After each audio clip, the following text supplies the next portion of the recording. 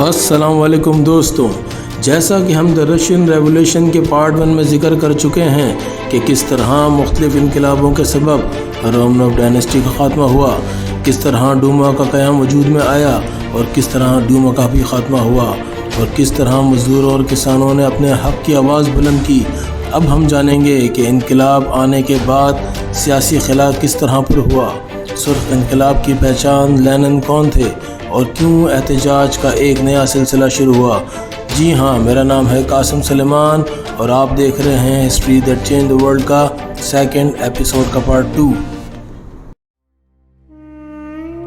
दोस्तों, 1917 का इनकलाब आ चुका था, बादशाहत का ख़ात्मा हो चुका था, मगर यहाँ ये बात याद रहे कि सिर्फ बादशाहत का ख़ात्मा ही सारे मसाइल का हल नहीं था, बल्कि एक मुस्तहकम हुकूमत भी ज़रूरी थी, जिसको चलाने के लिए एक प्रोविंशियल गवर्नमेंट बनाई जाती है, जिसकी क़यादत अलेक्जेंडर करंस्की कर रहे थे। इब्तिदा में इनको सबकी हिमायत हासिल थी।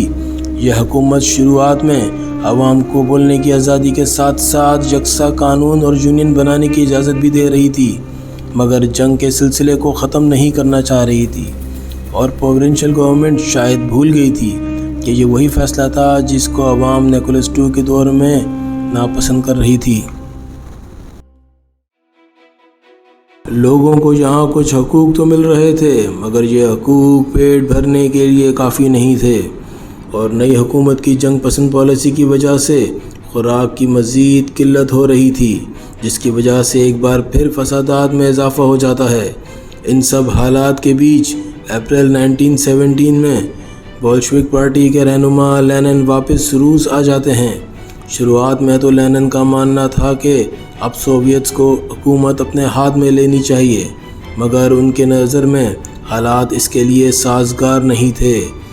इसलिए लेनिन ने हुकूमत के आगे 3 मुतालबात रखे, जो तारीख़ में लेनिन अप्रैल थीसिस के नाम से मशहूर हुए। वो 3 मुतालबात ये थे कि जंगों से वापसी यानी अमन, किसानों को उनकी ज़मीन दी जाए और बैंक नेशनलाइज किए जाएं। इसके साथ साथ लेनिन का ये मानना भी था कि बोल्शेविक पार्टी का नाम चेंज करके कम्युनिस्ट पार्टी रख दिया जाए। इसलिए लेनिन ने all power to the Soviets को अपना नारा बनाया। इसके साथ साथ उनका ये भी मानना था कि जब तक नॉन रशियन को इक्वल राइट्स नहीं दिए जाते, तब तक असल डेमोक्रेसी को लाना मुमकिन नहीं है। दोस्तों, एक तरफ तो प्रोविंशियल गवर्नमेंट को तैयार करने वाले सरमायादार लोग थे और दूसरी तरफ लेनिन सोवियत गवर्नमेंट जो मज़दूर, किसान और बागी फ़ौजियों पर मबनी थी। इन सब का एक साथ एक पेज पर आना नामुमकिन था। आखिरकार बोल्शेविक की बढ़ती हुई ताकत और मज़दूर यूनियंस की बगावत को दबाने के लिए गवर्नमेंट एक बार फिर ताकत का इस्तेमाल करती है। सरमायादारों के ज़ोर पर बनी ये हुकूमत वही गलती करती है जो आमराना दौर में बादशाह ने की थी। वो मज़दूर यूनियन के लीडर्स को गिरफ़्तार कर लेते हैं और फिर जुलाई 1917 में बोल्शेविक ग्रुप सड़कों पर अवामी ताकत का मुज़ाहरा करती है। इसकी वजह से बोल्शेविक लीडर्स की पकड़ दकड़ का ना रुकने वाला सिलसिला शुरू हो जाता है और बहुत से लीडर्स को रोपोश होना पड़ जाता है।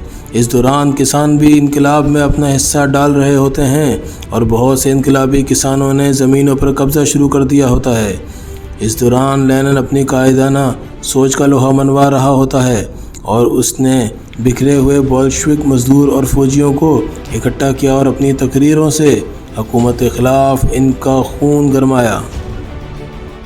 दोस्तों, फिर अनथक मेहनत और कुर्बानियों के बाद 16 अक्टूबर 1917 में लेनिन ने पेट्रोग्रेड्स और सोवियत्स को हुकूमत पर कब्ज़ा करने के लिए राज़ी कर लिया और इस काम के लिए लेनिन ने लियोन ट्रोट्स्की को मुंतखब किया और इनके हाथ में इनकलाबी जंगजुओं की कमान दे दी। फिर आखिरकार इनकलाबियों ने 24 अक्टूबर से अपनी कार्रवाइयाँ शुरू कर दी। फिर हुआ कुछ यूँ के 7 नवंबर 1917 को नेवी का एक ग्रुप विंटर पैलेस पर कब्ज़ा कर लेता है और करंस्की की हुकूमत का ख़ात्मा हो जाता है। इसके साथ साथ बोल्शेविक्स और इनके इत्तेहादी सरकारी अमारात पर कब्ज़ा कर लेते हैं और बाकी अहम जगहों पर पेट्रोग्रेड्स का कब्ज़ा हो जाता है। और फिर एक लंबी खूनरेज़ जद्दोजहद के बाद आखिरकार ऑल सोवियत कांग्रेस का इजलास होता है, जिसमें सारी पावर सोवियत्स को मिल जाती है।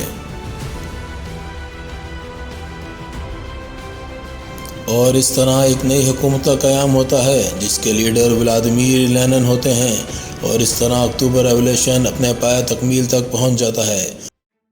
مگر دوستوں، ابھی خطرہ باقی رہتا ہے، کیونکہ زار کے سابقہ آرمی آفیسر جن کو وائٹ آرمی بھی کہا جاتا ہے، ان سے خانہ جنگی کا ایک نیا سلسلہ شروع ہو جاتا ہے، جن کو امریکہ سمیت یورپ کے دوسرے ملکوں کی حمایت حاصل ہوتی ہے۔ مگر اب ان کا مقابلہ عام عوام یعنی انقلابی ورکر اور کسانوں سے ہوتا ہے۔ خوش قسمتی سے بولشوک کے قبضے میں وہ علاقے ہوتے ہیں جن میں انڈسٹریلائزیشن اور کمیونیکیشن یعنی رابطے کا نظام بہت اچھا ہوتا ہے، اور اس کے برعکس وائٹ آرمی کے پاس بدقسمتی سے وہ علاقے آتے ہیں جن میں یہ سارا نظام نسبتاً اتنا اچھا نہیں ہوتا۔ دوستوں، پھر ہوتا کچھ ایسا ہے کہ سوویٹ ٹروپس جو ریڈ آرمی کے نام سے مشہور ہوتے ہیں، وائٹ آرمی کے خلاف بھرپور طاقت کا مظاہرہ کرتے ہیں اور آخر کار کامیابی حاصل کرتے ہیں۔ دوستوں، اس کے بعد رشیا کے لیے ترقی کا ایک نیا دور شروع ہوتا ہے، مگر اس کے بعد پھر لینن کا انتقال، ٹروٹسکی کا ملک سے چلے جانا اور اسٹالن کا فرنٹ پہ آنا، اور بہت سے ایسے واقعات جس کی کسی نے توقع نہیں کی تھی کا ذکر ہم کسی اور ویڈیو میں کریں گے۔ یہاں رشین انقلاب کی کہانی کو یہیں ختم کرتے ہیں۔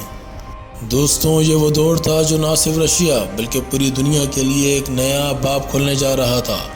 یہ سوشلزم کا دور تھا جس کے بعد سوویت یونین وجود میں آتی ہے اور دنیا ایک نئی سپر پاور دیکھ رہی ہوتی ہے۔